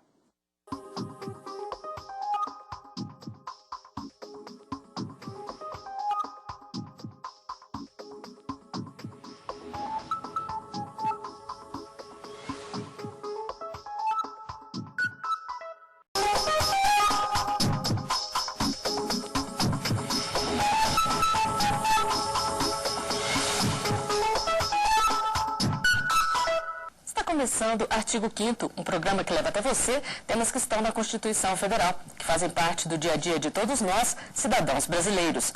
No programa de hoje vamos falar sobre os deveres do consumidor. O artigo 5º determina que o Estado tem que promover, por meio de lei, a defesa do consumidor. Esta defesa envolve direitos e também deveres. Ao realizar uma compra, por exemplo, o consumidor tem que seguir algumas regras. Para falar sobre isso, nós temos dois convidados no estúdio do Artigo 5º. Está aqui conosco o promotor de justiça, Paulo Roberto Binicheski. Ele é titular da Promotoria de Defesa do Consumidor, PRODECON, e diretor do Instituto Brasileiro de Política e Direito do Consumidor, Brasilcom. É mestre em Ciências Jurídicas e doutorando pela Universidade de Lisboa. Seja bem-vindo, promotor. Quais são os deveres de um consumidor? O nosso sistema protetivo do consumidor, ele não estabelece no código deveres do consumidor, mas isso é algo que a gente deve retirar do sistema jurídico. Quais são, acho que eu entendo como o principal dever do consumidor. O principal dever do consumidor é agir com boa fé dentro das relações jurídicas de consumo. E principalmente quando se diz que o consumidor tem direito à informação, é que esse direito à informação ele também ele configura aí uma espécie de dever do consumidor, no sentido de que ele tem que prestar atenção às informações, seguir com as orientações que os fornecedores colocam nos produtos e serviços, a forma correta de sua utilização, até para que o consumidor também colabore no sentido de evitar um prejuízo. E também está aqui conosco o advogado João Guilherme Assafim. Ele é mestre em Direito pela Universidade Cândido Mendes e professor de Direito do Consumidor na UDF. Seja bem-vindo, doutor João. O que pode acontecer com o consumidor que não cumpre os deveres dele? Ele pode perder os direitos? O direito à informação é de extrema importância para quando você vai tentar configurar uma relação de consumo. E em caso de configuração, você tem que utilizar sempre do preceito de boa-fé para você cumprir suas obrigações, principalmente no que tange a pagamento, aos seus cumprimentos de tudo que você vinculou acerca desse contrato. E realmente ele pode perder algum direito por força desse contrato se ele não cumprir com as suas respectivas obrigações também. Tem que ficar atento, então. Porque uma vamos dizer assim, das excludentes de responsabilidade realmente de uma empresa fornecedora ou de algum ente que pode ser equiparado a fornecedor, com certeza é o que se chama de culpa exclusiva do consumidor, ou seja, ele deu causa para que aquela contratação não se confirme de forma plena. E um caso em que o consumidor pode perder os direitos e até ser responsabilizado é quando ele não atende à convocação de um fabricante para reparar problemas detectados no produto. 8 projetos de lei tramitam no Congresso Nacional para regulamentar o recall, e um deles prevê punição e até a retenção do licenciamento anual para quem não atender ao chamado. Quando um produto apresenta problema na fabricação e um número grande de clientes reclama para as indústrias, é feito um chamado para que a troca de peças ou material seja realizada. São campanhas publicitárias em rádios, jornais e TVs, conhecidas como recall. Isso acontece muito em brinquedos e carros. O procedimento tem que ser informado ao Ministério da Justiça, que autoriza e acompanha o recall. Você verificar se um automóvel de qualquer marca, nacional ou importado, ele tem um problema, você entra no site do Ministério da Justiça e tem recall. Basta você digitar o chassi do carro. Você já verifica se o carro tem problema ou não tem problema, você tem direito a recall, ou se já teve algum tipo de recall. Quando o problema é em carros, a situação é ainda mais grave. Já foram registrados acidentes causados por peças que apresentaram defeitos. O Código de Defesa do Consumidor obriga o fornecedor a fazer o reparo ou a troca do produto de forma gratuita, mas nem todos os compradores respondem aos chamados. Este advogado explica que a pessoa que não atende ao recall pode ser responsabilizada em caso de acidente. Ele estava na via, 80 km por hora. O carro capotou. O problema foi mecânico. O problema foi identificado que é de fabricação. A fabricação, mas a montadora informou que tinha feito um recall. Toda aquela responsabilidade que tinha, tanto civil quanto criminal, que cairia para a concessionária, é depositada nele, no condutor do veículo. Doutor João, que tipo de punição cabe contra esse consumidor que não atendeu ao recall? Bom, inicialmente, para efeitos preventivos, ele não possui punição, porque ele não é inicialmente obrigado a ir na data informada pela empresa fornecedora para efetuar a troca. Por um caráter preventivo e até por respeito à boa-fé, é interessante que esse consumidor, quando da ciência do recall, recorrer o quanto antes à concessionária para efetuar a troca dessa peça, porque, como muito bem disse o colega no vídeo, se caso tiver algum tipo de acidente e for verificado por meio de prova pericial que foi por força daquela peça que foi objeto de um chamamento ou de um recall e o consumidor não efetuou a troca, realmente ele pode ser responsabilizado pelo dano. O promotor, ele pode ser responsabilizado financeiramente no caso de um acidente, por exemplo, ou se houver vítima, ter uma responsabilidade ainda pior? Veja bem, a questão tem que ser colocada também nos seus estritos termos. O fato do consumidor não atender ao recall não significa que a empresa que colocou um produto defeituoso no mercado se veja livre da sua responsabilidade. O que pode existir aqui é uma corresponsabilidade. O consumidor que também participou naquele evento pela sua omissão deliberada, ele pode ser responsabilizado em conjunto com o fornecedor, porque a empresa faltou lá atrás do dever jurídico de colocar um produto com falha na segurança, porque existe um dever jurídico da empresa de não colocar um produto que afete a segurança coletiva.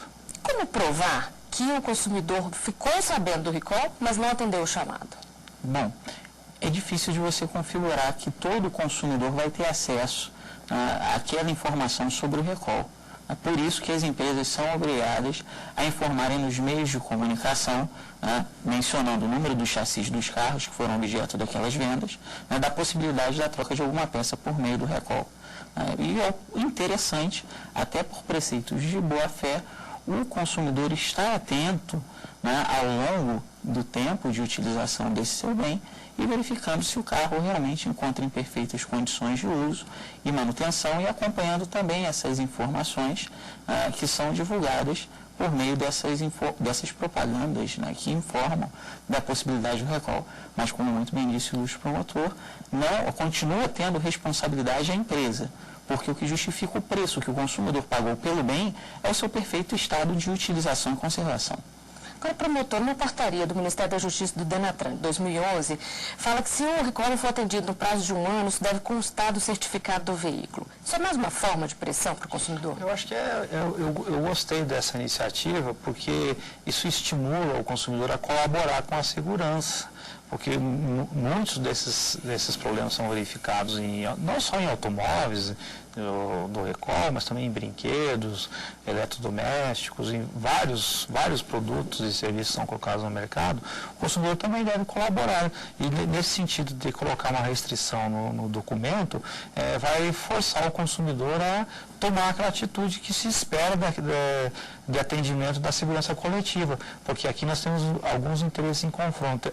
O interesse individual do consumidor, ele cede diante do interesse maior, que é o interesse da coletividade, que é a segurança. A segurança afeta a todos, então eu vejo com bons olhos essa iniciativa. Doutor João, um dos projetos em tramitação no Congresso prevê que o licenciamento do veículo seja condicionado a ele atender o recall. O senhor acha que isso vai contra o direito do consumidor? O objeto do projeto de lei, eu acredito que não iria contra o direito do consumidor. Ele estaria esbarrando mais no pagamento, né, dos impostos para que você utilize das vias, né, com o seu respectivo veículo. Acho que nós teríamos um problema ou uma possibilidade de debate muito grande no que tange ao direito de propriedade que a pessoa tem sobre o veículo. Não no que diz respeito ao direito do consumidor, mas é um ponto a ser discutido de grande relevância justamente pelo fato de você garantir a segurança não só do condutor, mas como de todas as pessoas que utilizam a via. Mas problema direto para efeitos de direito do consumidor, eu acredito que não. E uma necessidade de se regulamentar melhor essa questão do recall? Falta muita legislação sobre o tema? A verdade é o seguinte, o recall é previsto não explicitamente no Código de Defesa do Consumidor. Existe uma regra lá que é o chamado dever de prevenção, é o dever de prevenção das empresas. Então, lá no artigo 10 do Código de Defesa do Consumidor, tem uma disposição que o fornecedor que colocar um produto potencialmente nocivo no mercado, assim que ele tomar conhecimento, ele tem que fazer essa convocação dos consumidores, alertar a sociedade, e esse recall também não é restrito ao próprio fornecedor. O Estado também tem o dever jurídico de fazer essa convocação na hipótese de uma omissão do fornecedor. E da forma como é colocado o recall hoje, ele é regulamentado por decreto do próprio DPDC, que é o Departamento de Proteção e Defesa do Consumidor. Ele já tem regulamentação, tem uma regulamentação bem recente, agora de março de 2012. Eu até penso que a lei não deveria descer a detalhes, porque são detalhes técnicos que às vezes demandam algo casuístico, que o caso concreto vai determinar. Eu acredito que é melhor deixar para o DPDC a regulamentação desses assuntos, porque eles estão acompanhando a evolução do mercado de consumo paulatinamente, e a lei é um processo mais demorado. Então, eu penso que a lei não deveria descer a esses detalhes. Acredito que qualquer legislação que traga um caráter punitivo ao consumidor no tema do recall, ela seria muito unilateral. Eu defendo mais a ideia de políticas preventivas, né, partindo do pressuposto que o consumidor pode estar ainda utilizando de preceitos de boa-fé. Né, porque ele pode ter ciência de que teve o recall e trocou no prazo, ou ter ciência e não efetuou a troca, que aí vamos verificar se vai incidir responsabilidade ou não em caso de dano, e até em alguns momentos, pela correria do dia a dia, às vezes o consumidor não tem como ter ciência daquele recall e simplesmente ele vai ser punido por um não licenciamento. Eu acredito que seria melhor, mais interessante para efeitos de segurança jurídica para toda a população, adotarmos políticas mais preventivas do que punitivas nesse aspecto. Preciso conscientizar, então. Com certeza. São campanhas informativas, né, que venham a estabelecer, mas não podemos esquecer que a obrigação é do fornecedor de colocar no mercado de consumo produtos que atendam a qualidade e segurança.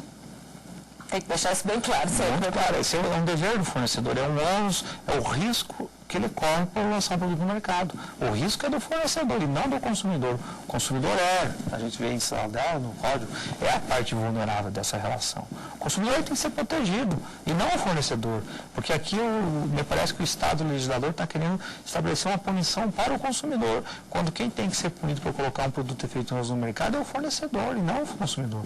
O fornecedor ele tem que correr atrás do consumidor para conseguir fazer o reparo desse produto e não transferir esse ônus ao consumidor. Então, me parece uma transferência indevida aqui de responsabilidade. E no próximo bloco, você vai saber o que diz o Código de Defesa do Consumidor. Artigo 5º. Volta já.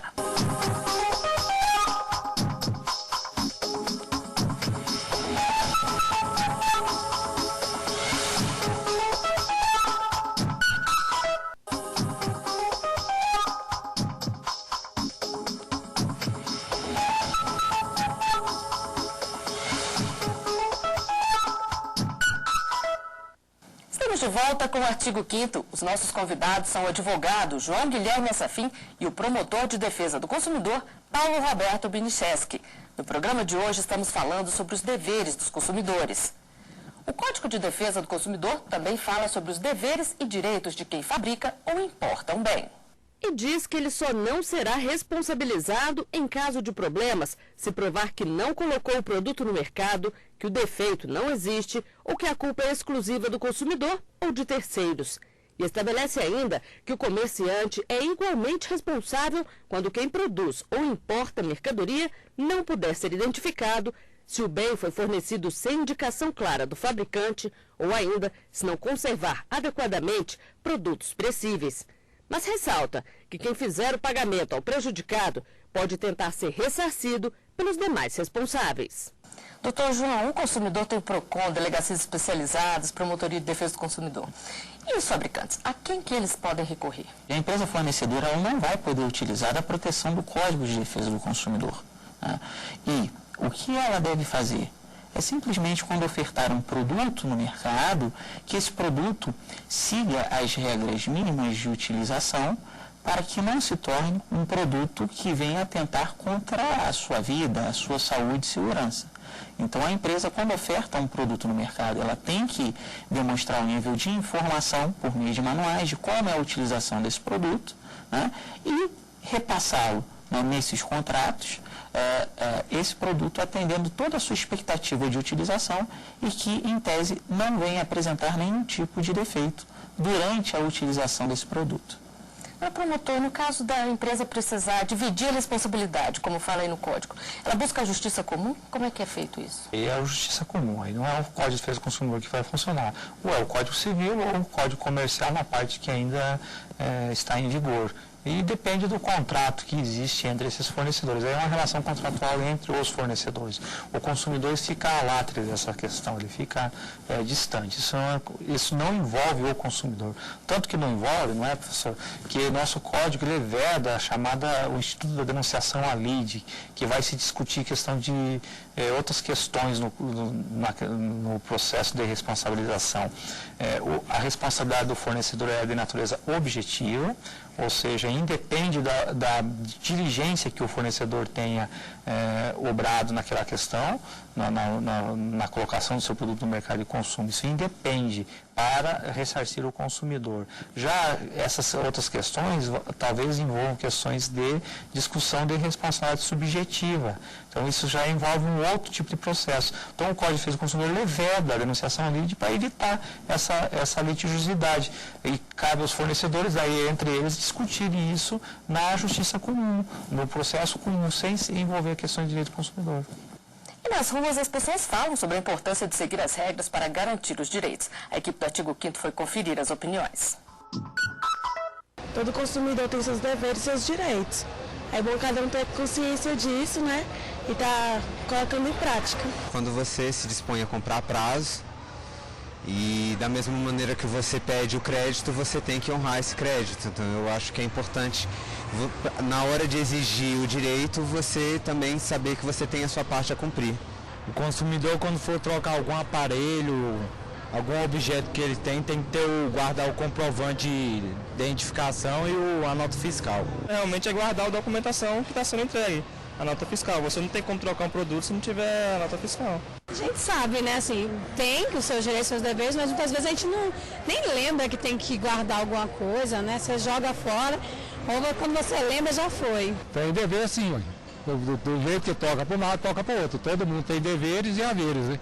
Promotor, existem campanhas de conscientização para os consumidores saberem o que eles têm que fazer, já que a gente viu aí que a maioria relaciona esse fato a guardar a documentação. No momento da aquisição do produto, o fornecedor, normalmente é o comerciante, que é o vendedor direto, ele deve informar o consumidor quais são as exigências do consumidor para ter direito à garantia contratual. Então, é aquele momento específico que o fornecedor deve informar ao consumidor quais são os deveres que o consumidor precisa atender para ter direito à garantia contratual. Mas o fato de o consumidor, às vezes, não guardar alguns documentos, não significa que ele vai perder a garantia, porque a garantia contratual decorre do contrato e também não podemos esquecer que existe ainda uma chamada garantia legal. A garantia legal independe da vontade do fornecedor. Esse é um direito assegurado em lei. O consumidor tem alguns direitos que não vão ser esquecidos ou descumpridos o fato do consumidor não ter alguma documentação. Isso decorre da nossa própria legislação. O consumidor tem direito, por exemplo, à reparação do produto, quando o produto apresentar um vício de fábrica. Tem direito também à substituição desse produto por outro, tem direito à restituição do seu dinheiro que pagou. E nós não podemos esquecer de uma outra coisa também, que os produtos circulam. Os produtos circulam, eles passam de mão. Às vezes o consumidor que está na posse do objeto não é aquele mesmo consumidor que comprou na loja. O fato de ele ter comprado de outro não significa que vai perder o direito. Doutor João, como a pessoa pode provar que ela comprou o bem naquele determinado local, na determinada data, se ela não tiver mais a documentação, a nota fiscal? Em caso de tentativa de resolver o problema, objeto, por exemplo, de um defeito, e o consumidor não teve sucesso, ele pode ir ao PROCON, tá? Ou já entrar com uma ação própria e utilizar dessa chamada inversão do ônus da prova. O que seria isso? Vai caber à empresa fornecedora confirmar que efetivamente não houve aquela contratação ou que efetivamente foi a chamada culpa exclusiva do consumidor. Vai caber na ação própria ela também confirmar que ela não cometeu o suposto abuso. Porque se caso ela vier a cometer, ou se foi comprovado na ação judicial, ela deverá reparar o consumidor, seja pelo conserto, seja pela troca do aparelho com as devidas compensações para mais ou para menos de valoração, ou até a devolução integral do dinheiro, que no caso, tendo ação judicial, provavelmente pode haver, inclusive, alguma condenação para efeitos de danos morais. Agora, se o consumidor compra um telefone celular, por exemplo, e pede a nota fiscal, e esse telefone está na garantia, estragou, mas ele não tem mais a nota fiscal para provar a data ainda, como é que ele faz? Provavelmente ele deve ter recebido um certificado junto com um manual, né, de instruções deste aparelho, né? E o manual, ele não serve apenas para nós verificarmos como é a perfeita utilização desse aparelho, mas ele geralmente vem com uma data pré-estabelecida, né, do prazo de extensão de garantia que essa empresa que o produziu assim oferta, né, para o consumidor que tem interesse naquela contratação. E ainda para complementar a resposta do professor João, na hipótese onde o consumidor não tem mais a nota fiscal, não tem o manual, se a questão for submetida a juízo, o juiz pode determinar que a empresa apresente a nota fiscal, a cópia da nota fiscal original da aquisição, para demonstrar se está dentro do prazo de garantia contratual, se, enfim, essas questões podem ser resolvidas dentro de um processo judicial, sempre em benefício do consumidor. E a questão do pagamento? O consumidor que atrasa um pagamento, o que deixa de fazer, ele perde os direitos? O que pode acontecer com ele? Então, ele não perde o direito, mas por regras de boa-fé, o consumidor tem que honrar com seus compromissos.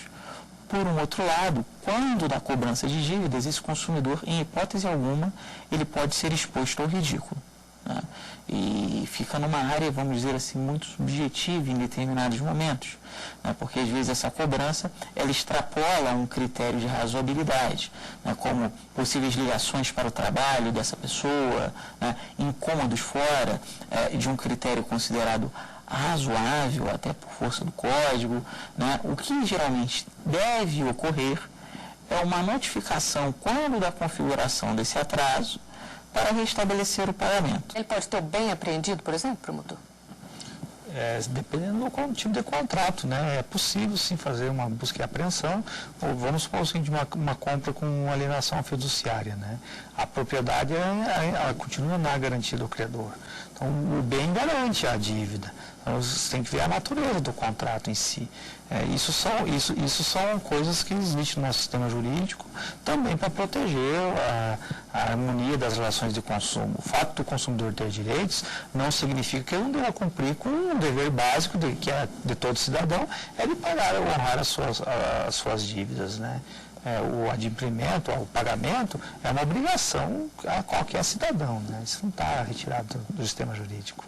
E até complementando, essa observação agora mencionada é um dos principais pontos das discussões de ação de cobrança no caso de veículo automotivo, né, para o consumidor que está inadimplente, que geralmente, né, a empresa que ofertou o crédito, que tanto o leasing, que no caso geralmente é um dos contratos de forma mais habitual utilizado hoje em dia, né, como exemplo, o consumidor ele deixa de pagar e geralmente a empresa que supostamente emprestou dinheiro, né, como um dos objetivos do contrato para o consumidor ter a posse direta do bem, um dos primeiros pontos que ela requer em uma ação judicial realmente é a reintegração de posse, porque utiliza o bem realmente como garantia para a quitação do montante em aberto do contrato.